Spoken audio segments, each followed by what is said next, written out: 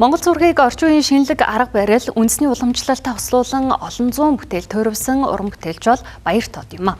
Тэрээр 1993 оноос эхлэн уран бүтээлийнхээ үзэсгэлэнг толилуулж ирсэн. Тэгвэл энүүдад өөрийн бие даасан Баян Монгол үзэсгэлэнгээ Монголын уран зургийн галерейд дэлгэлээ.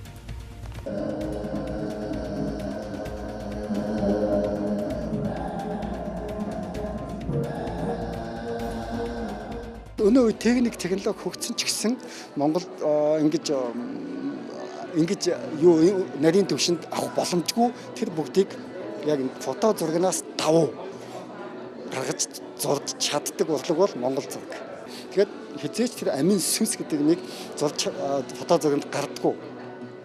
Монгол зураг бол тэр амин сүнсийг нь тэр амтныг нь амтын цуг авчраад ингээд амьдаар нь авчраад үзүүлчихдэг л урлаг юм. Уран бүтээлч Баяр тод оюутан ахуй цагаасаа өөрийн бие даасан үзэсгэлэнгээ тогтмол толилуулж ирснээс гадна дэлхийн бусад улс оронд Монголын онгон тагшин байгальтайгаа харилцан шүтэлцээтэй амьдарч ирсэн нүүдэлчин монголчуудын ахуй, соёлын зүй тогтоц давтагдшгүй содон өнцгийг бүтээлээрээ дамжуулж хүргэж ирсэн.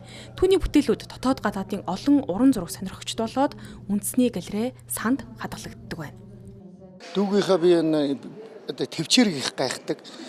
Нэг ингээд суусан бол одоо 4, 5 цаг, 6 цагаар суун бүх одоо ертөнц хорвоогийн үйл явдлуудыг ингээд хөдөлгөөнд дунд нь дээрээс нь сэтгэл хөдлөлтөй тэр хүнийх нь одоо амьдралын бас нэг мөн чанартай ингээд уялдуулж ингээд шууд одоо нэг дор гаргаж ирдэг. Сэлбэр шиг байна. Ганц төмрөөр бас зургийг зурсан байна.